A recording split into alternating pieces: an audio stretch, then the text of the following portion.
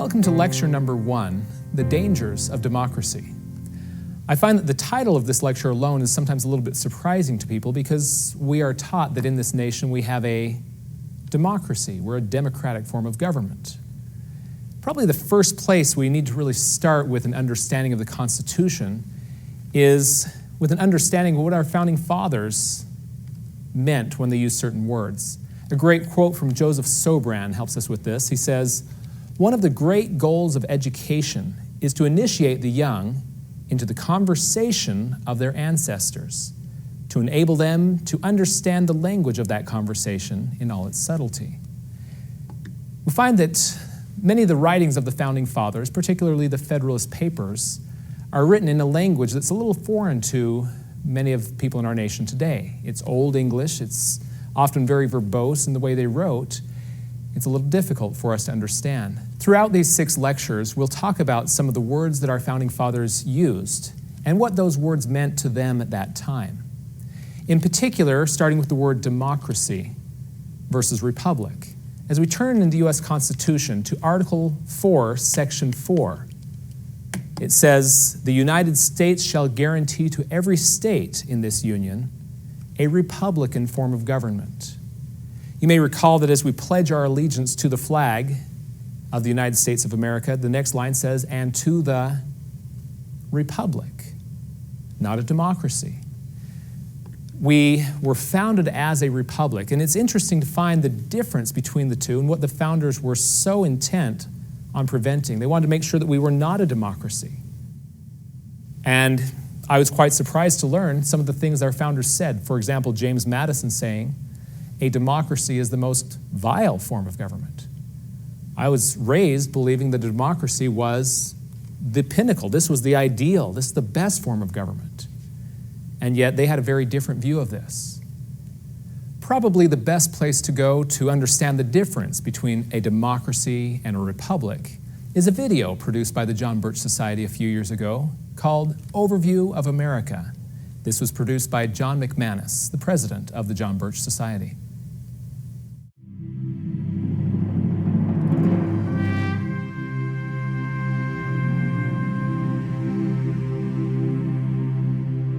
The United States of America. Born in 1776, our country is the offspring of a religious-based heritage of liberty under law. Blessed with great natural resources and a pioneer people given to industry and moral discipline, our nation grew to be strong and prosperous and developed the finest governmental system ever devised by man. America soon became known as the refuge of the world's tired, hungry, and poor. Millions left everything in the old world to start over in a land that rewarded initiative and hard work and perseverance. The many millions who didn't come here found comfort and hope in knowing that indeed there was such a bastion of freedom and opportunity, a place where dreams could become reality. Today, our nation appears wealthier and more powerful than ever. New technologies have revolutionized our daily lives. Luxuries once enjoyed only by the rich are commonplace and very affordable. Home ownership is widespread, and our people have the expectation of continued economic growth and prosperity. Yet more and more people are coming to realize that they may prosper materially only for a time because their freedoms are diminishing. The sobering reality is that America has been led far from its praiseworthy beginnings. Our people and businesses groan under a heavy burden of economic, political, and social problems, which are the result of a widespread departure from the fundamental truths that made our nation great. If the United States of America is to endure, citizens far and wide must once again come to understand, embrace, and live by timeless concepts called Americanism.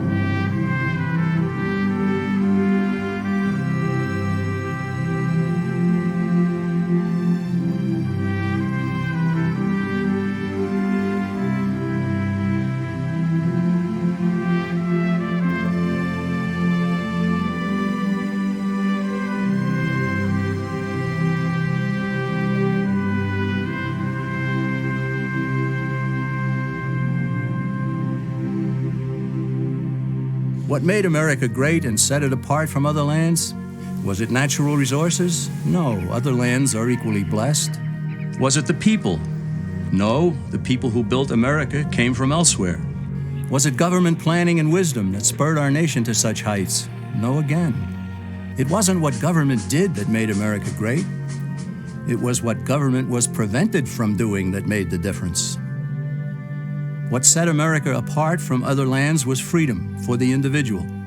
Freedom to work, to produce, to succeed, and especially to keep the fruits of one's labors. America became great precisely because the stifling effect of too much government had been prevented. However, freedom in America was not totally unrestrained.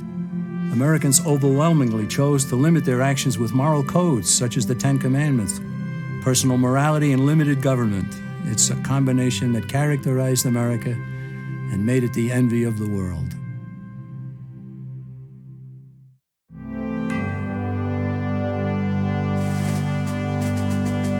When our founding fathers decided they'd had enough of British oppression, they broke away and declared independence. They stated as self-evident truth in the Declaration of Independence that men are endowed by their Creator with certain unalienable rights. In other words, God gave man his rights, and that among them are life, liberty, and the pursuit of happiness. And in the very next sentence, the founders defined the proper role of government when they stated that to secure these rights, governments are instituted. This is the entire philosophical base of our nation. Here, the government cannot legitimately redistribute the wealth, assume power over the people's lives, and dominate man's existence with oppressive taxation, regulations, and controls. According to the founders, government was to be a negative force, which leaves people alone. Its sole function is to protect citizens from one another and from foreign governments, and especially from their own government itself. The founders did not create a government to be a positive force, to do things for people, to take from some, to give to others. They understood that when a government starts doing something for one citizen, it has to take from another to do so. And in the process, it gains control over both.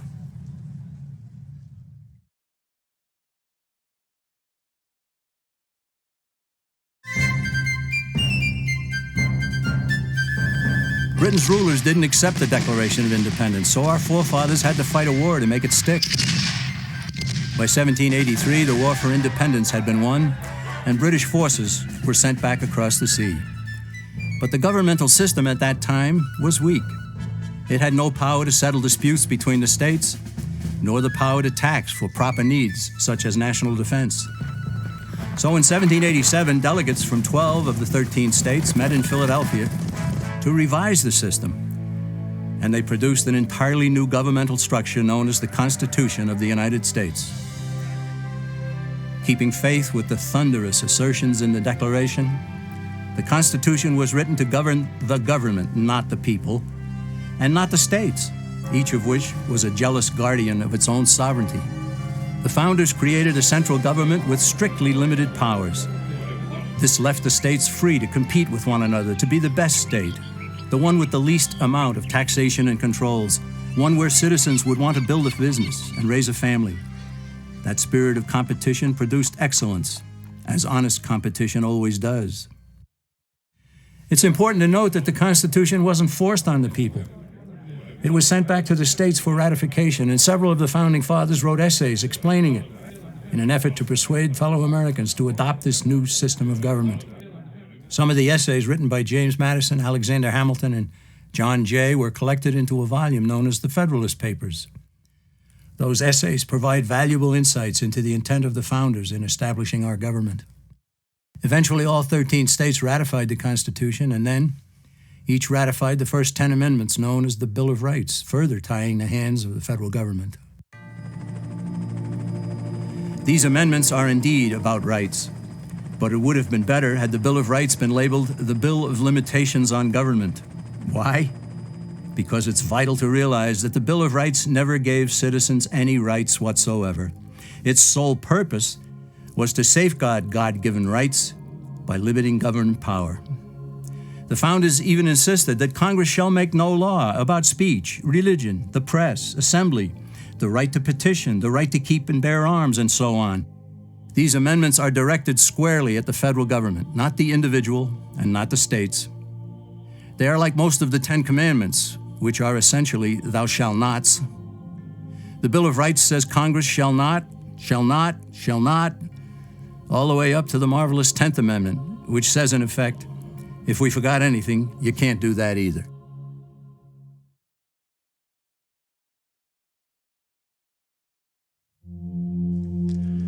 When Benjamin Franklin exited the Constitutional Convention, he was asked by a woman, "Sir, what have you given us?"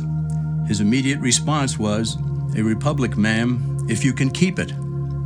Yet most Americans today have been persuaded that our nation's governmental system is a democracy and not a republic. The difference between these two is essential in understanding Americanism and the American system. Before we discuss political systems, however, it's helpful to address the confusion that has been spread about the political spectrum. Many have been led to believe that the political spectrum places groups such as communists on the far left, fascists or dictators on the far right, and political moderates or centrists in the middle. However, a more accurate political spectrum will show government having zero power on the far right to having 100% power on the far left. At the extreme right, there is no government. The extreme left features total government under such labels as communism, socialism, Nazism, fascism, princes, potentates, dictators, kings, any form of total government.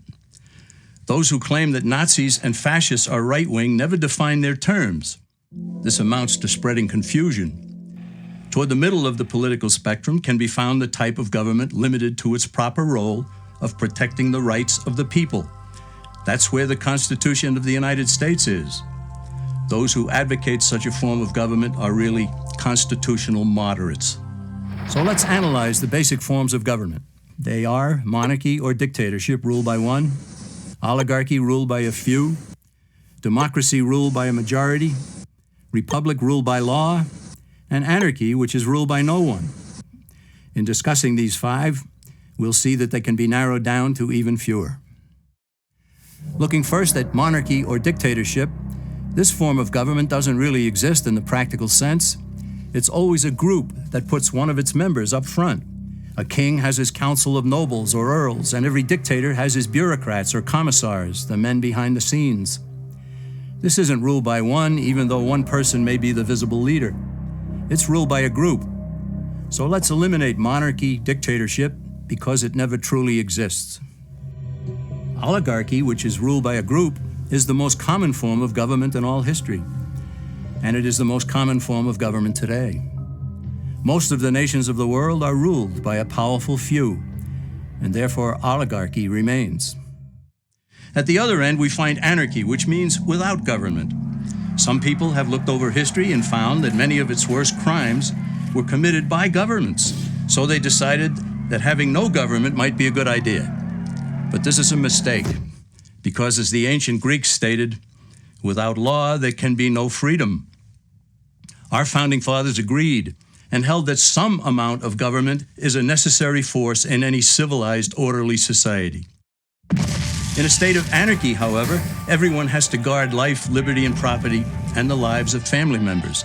Everyone must be armed, and movement is severely restricted because one's property has to be protected at all times. Civilized people have always hired someone to do the guarding, a sheriff, a police force, or some branch of government. Once law enforcement was in place, the people were freer. They could leave their property, work in the fields, and so on. In short, the proper amount of government makes everyone freer. There are some who advocate anarchy, however, not because they want no government, but because they don't like what they have. They use anarchy as a tool for revolutionary change. The condition of anarchy is very much like a vacuum where something rushes in to fill it. These calculating anarchists work to break down the existing government with rioting, killing, looting, and terrorism. Tragically, the people living in such chaos often go to those best able to put an end to it and beg them to take over and restore order. And who is best able to put an end to the chaos? The very people who started it. The anarchists who created the problem then create a government run by them, an oligarchy, where they have total power. This is exactly what happened in Russia that led to Lenin taking total power, and in Germany, where Hitler's brown shirts created the chaos that brought him to power. But anarchy isn't a stable form of government. It's a quick transition from something that exists to something desired by the power-hungry. It's a temporary condition, and because it isn't permanent, we eliminate it as well. The word democracy comes from two Greek words, demos, meaning people, and kratein, meaning to rule. Democracy, therefore, means the rule of the people, majority rule. This, of course, sounds good, but suppose the majority decides to take away one's home, or business, or children. Obviously, there has to be a limit. The flaw in democracy is that the majority isn't restrained. If more than half the people can be persuaded to want something in a democracy, they rule. What about republic? Well, that comes from the Latin, res meaning thing, and publica meaning public. It means the public thing, the law. A true republic is one where the government is limited by law, leaving the people alone. America's founders had a clean slate to write on. They could have set up an oligarchy. In fact, there were some who wanted George Washington to be their king. But the founding fathers knew history, and they chose to give us the rule of law in a republic, not the rule of a majority in a democracy. Why? Let's demonstrate the difference in the setting of the Old West. Consider a lynch mob in a democracy.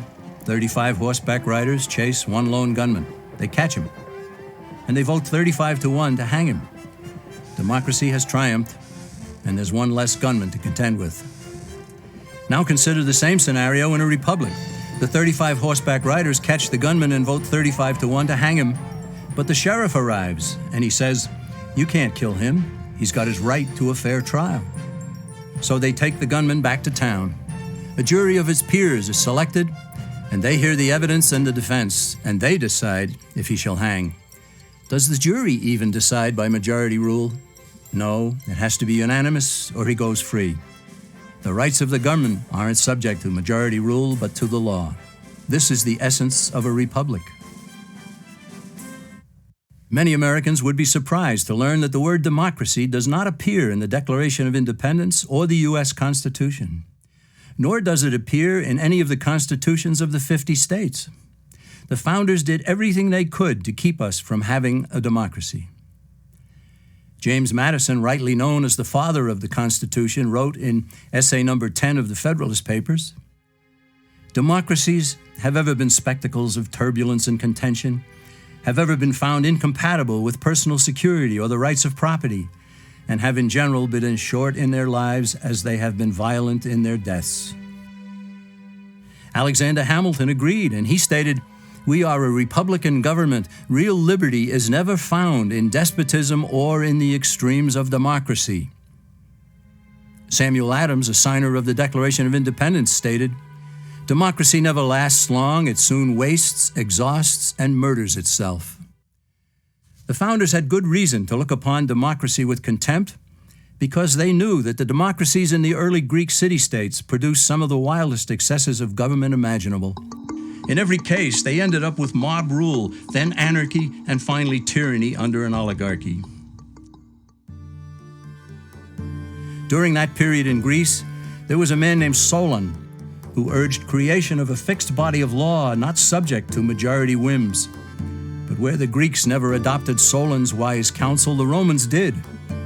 Based on what they knew of Solon's laws, they created the 12 tables of the Roman law and, in effect, built a republic that limited government power and left the people alone. Since government was limited, the people were free to produce, with the understanding that they could keep the fruits of their labor. In time, Rome became wealthy and the envy of the world. In the midst of plenty, however, the Roman people forgot what freedom entailed. They forgot that the essence of freedom is the proper limitation of government.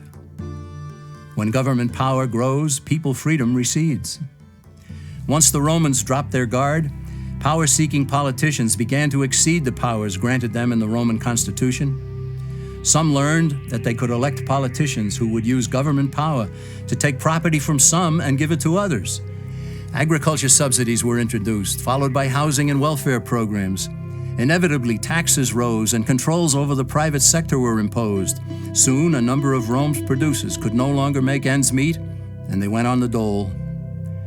Productivity declined, shortages developed, and mobs began roaming the streets, demanding bread and circuses from the government.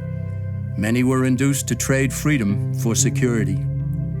Eventually, the whole system came crashing down. They went from a republic to a democracy and ended up with an oligarchy under a progression of the Caesars.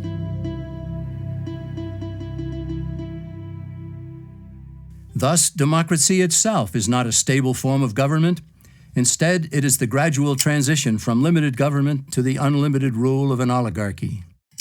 Knowing this, we as Americans are ultimately left with only two choices. We can keep our republic, as Franklin put it, or we will inevitably end up with an oligarchy, a tyranny of the elite.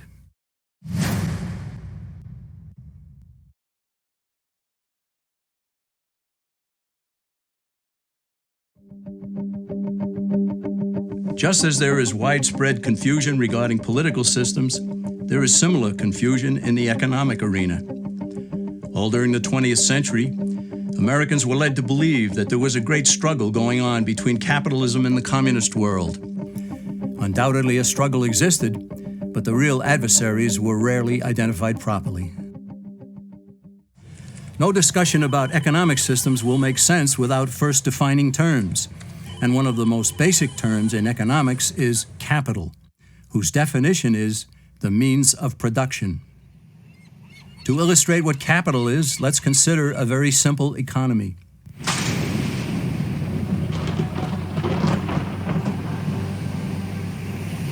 On the sands of a small island, a castaway has just washed ashore. He has no food and he's hungry. He searches the island, he finds no berries, coconuts, or anything edible. He goes back into the water and tries to catch fish with his bare hands, but he fails. So he goes back up on shore and he finds a bush. He breaks off a branch, he gnaws at one end to make a sharp tip. Back into the water he goes, and with his spear, he catches fish. His spear is capital. It's the means of production for catching fish. He gave up some of his time and some of his energy to produce something he could not eat, but something that would help him to produce something that he could eat. Capital, therefore, can be tools, machinery, and even a man's handmade spear to catch fish. Such being the case, consider that the communists in the former Soviet Union, as well as in China and Cuba, have always used tools and machinery. Officials there even view people as capital. Therefore, by strict definition, are not communists capitalists? For that matter, isn't everyone a capitalist? And so, is not every economic system a capitalist system?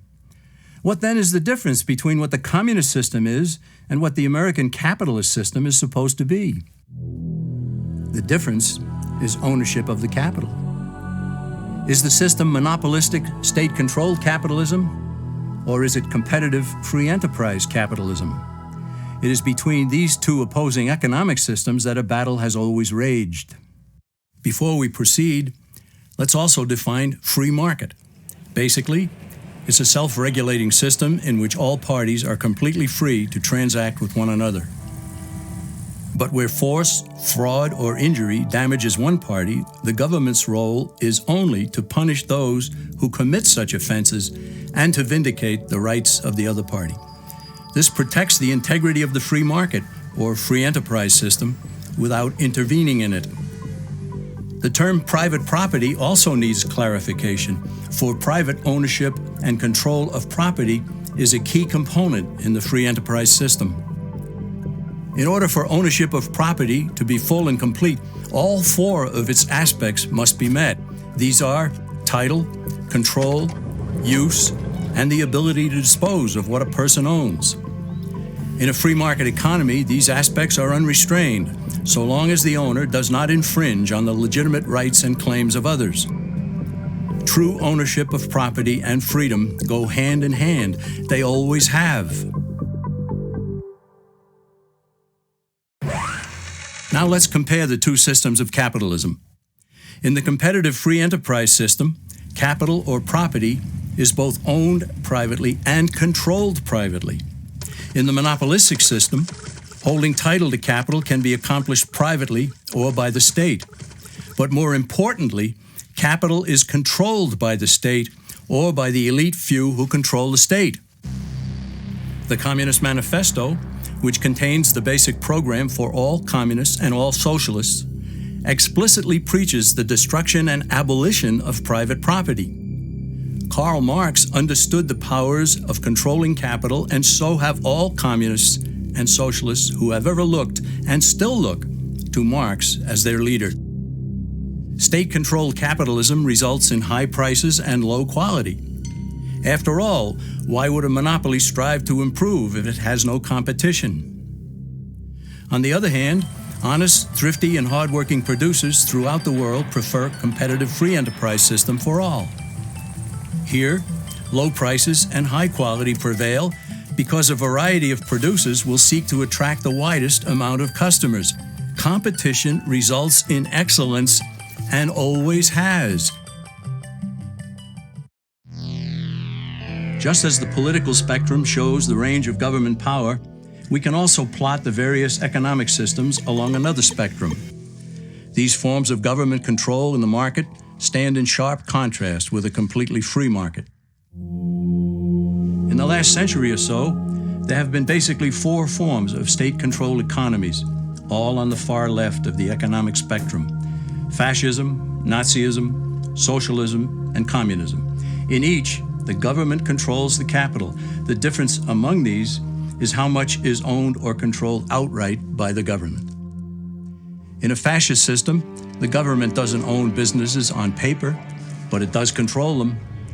In Mussolini's Italy, even though he didn't hold title to businesses, he told the owners what to produce, how much to produce, when to produce, where to buy raw materials, who to hire, who to fire, and what price to charge. The rest, he said, was up to them.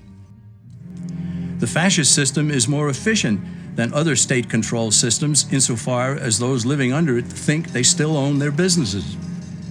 Shopkeepers concern themselves with maintenance on the machinery, employee relations, painting the building, and so forth. But the government controls owners through an array of taxation and regulations.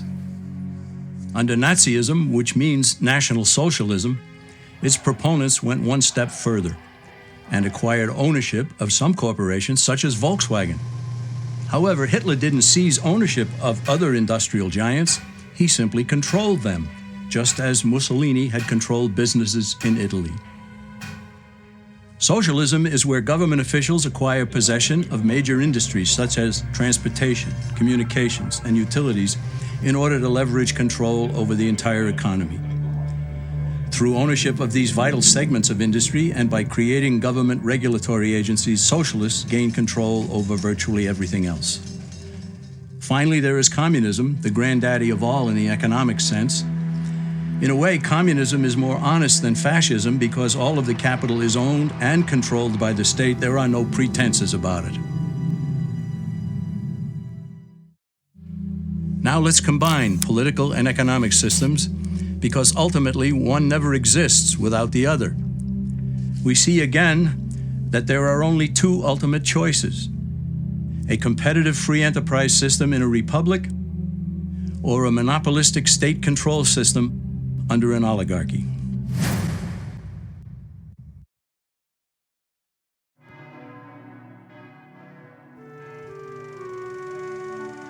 A moral people have always been a vital element of America's strength. The Founding Fathers well understood the biblical teaching that righteousness exalteth a nation. They also knew that expecting a free market economy and limited government under a republic to endure without morality was expecting the impossible. James Madison cautioned that limited government alone was inadequate for our nation.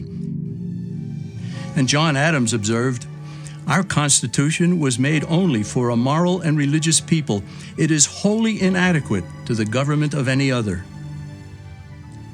George Washington stated, "Reason and experience both forbid us to expect that national morality can prevail in exclusion of religious principle." Yet there are people today who think that liberty is license and that morality is unimportant or irrelevant to politics and economics. But as Benjamin Franklin added, only a virtuous people are capable of freedom. As nations become corrupt and vicious, they have more need of masters.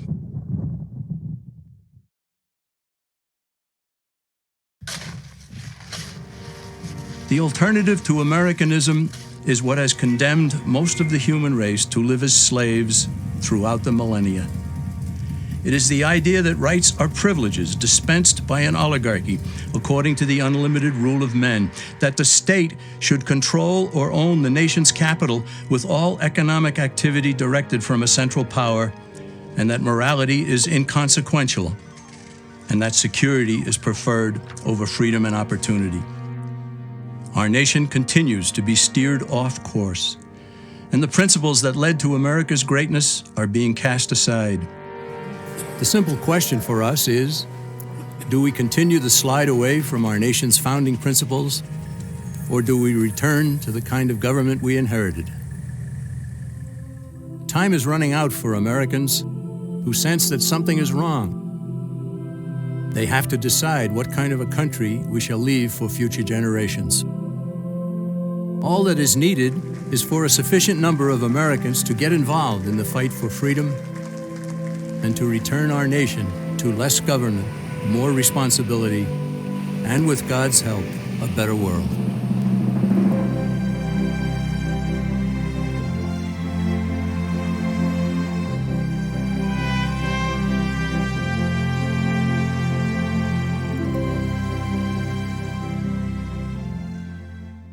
Well, thank you to John McManus for that great explanation of the difference between a democracy and a republic, where clearly a republic is a permanent form of government, whereas a democracy must inevitably fall into, as he put it, an oligarchy of the elite. Sometimes we find that people have a difficult time letting go of the word democracy in describing our form of government. Personally, I never use democracy to describe our government, not even in a combination like democracy or a democratic republic or even a representative democracy or anything of that nature. It always leads to confusion. Now, there are some elements in our form of government that are in common with democracy. As this slide illustrates, the concept of majority rule is in common in both a constitutional republic as well as a democracy. The difference, though, is what restrains them. In a true democracy, as demonstrated in the video, majority rule rules. There's nothing to stop it. Whereas in a constitutional republic, it is that constitution which prevents the government from doing things that the majority may wish, including trampling minority rights. So it's essential that we understand that in our constitutional republic, there are some things our government is not allowed to do and follow the Constitution. The next place I want to go is a booklet also produced by John McManus entitled A Republic If You Can Keep It. There are a number of additional quotes that help us understand a broader picture of the dangers of democracy. First, as we go to page 5, we have England's Duke of Northumberland. Back in 1931, he warned, "The adoption of democracy as a form of government by all European nations is fatal to good government, to liberty, to law and order, to respect for authority, and to religion." He goes on, "and must eventually produce a state of chaos from which a new world tyranny will arise." He was concerned that Europe adopting democracy would lead to chaos. Now today, how are those democracies working out for Europe? Over the last few years, we've seen Europe on the verge of economic collapse. And our next quote will point to exactly why. This one, found on page 7, near the top of the page, we have Alexander Fraser Tytler, a famous Scottish historian from the 18th century, where he warns a democracy cannot exist as a permanent form of government. It can only exist until the voters discover that they can vote themselves money from the public treasury. From that moment on, the majority always votes for the candidates promising the most benefits from the public treasury, with the result that a democracy always collapses over loose fiscal policy, always followed by a dictatorship. What are the challenges that Europe is facing today? their loose fiscal policy is leading to financial collapse, exactly as he was describing. Their adoption of democracy has led them to the collapse they're facing today. Now, not everyone is opposed to democracy. There are some who speak favorably of democracy. You'll find lower on page 7 and on to page 8, Mao Zedong. He is the famous communist dictator of China, talking about democracy in a favorable manner. He says, "The democratic revolution is the necessary preparation for the socialist revolution. And the socialist revolution is the inevitable sequel to the democratic revolution." What's he saying? If we have a democratic revolution, it will inevitably lead to a socialist revolution. Therefore, obviously, because he loves to promote socialism, a form of Marxism, he's promoting democracy, because democracy will inevitably lead to socialism. When we see, like we have recently in Europe again, democratic revolutions, that's a red flag to me, because it never leads to a freer people. Eventually, it leads to their collapse. Another that spoke in favor of democracy, we have Woodrow Wilson. An article he wrote called Socialism and Democracy, he's comparing the two and how similar socialism and democracy really are. Prior to being President Wilson, in 1887, he points out, state socialism proposes that all idea of a limitation of public authority by individual rights be put out of view, and that state consider itself bound to stop only at what is unwise or futile. What's he saying? Government power shouldn't be limited in order to protect the rights of the people. He's saying the only limit on government power should be what they feel is unwise or futile. Of course, they're the ones that will judge that. That's the vision of state socialism. It's only limited by their own good judgment. That's a little scary. Then next, he demonstrates how democracy and socialism are almost identical. He says, in fundamental theory, socialism and democracy are almost, if not quite, one and the same. They both rest at the bottom upon the absolute right of the community to determine its own destiny and that of its members. Men as communities are supreme over men as individuals. What he's referring to here as the rights of a community trump individual rights. This goes back to the video we watched earlier, that majority rule can trample minority rights. What the will of the majority wants can trump your God-given, unalienable rights that we talk about in the Declaration of Independence. Later, when he became president, promoting democracy, he says in 1916, he appealed to our nation to enter World War I to make the world safe for democracy. It shouldn't be surprising that it was during the Wilson administration that our nation began to think of itself as a democracy rather than a republic. The word democracy started to have widespread use across our country, convincing us that truly we can do whatever we want as long as the majority goes along with it. So making the world safe for democracy. Next, we have in 1940, President Franklin Roosevelt declaring that America must be the great arsenal of democracy. Again, protecting the idea of democracy around the world. And more recently, in 2003, we have President Bush, who portrayed the war in Iraq as the latest front in the global democratic revolution led by the United States. Now that should be a huge red flag that when we see a democratic revolution, what does a democratic revolution inevitably lead to? Socialist revolution. When we have a global democratic revolution that we're promoting, are we not promoting socialism? In the eyes of Mao Zedong, that's exactly what we were doing. Now, President George Bush also spoke of the war as an effort to spread democracy. Now, with this new understanding of democracy, I began to realize that spreading democracy is not such a good thing after all. It leads people to a socialist state and to collapse like we're seeing in Europe today. So with that, we have a solemn warning that we are not a democracy, we are a republic. And from that foundation, we'll begin our study of the U.S. Constitution, the limits of power that the government is supposed to be following. Thank you for joining us for lecture number 1.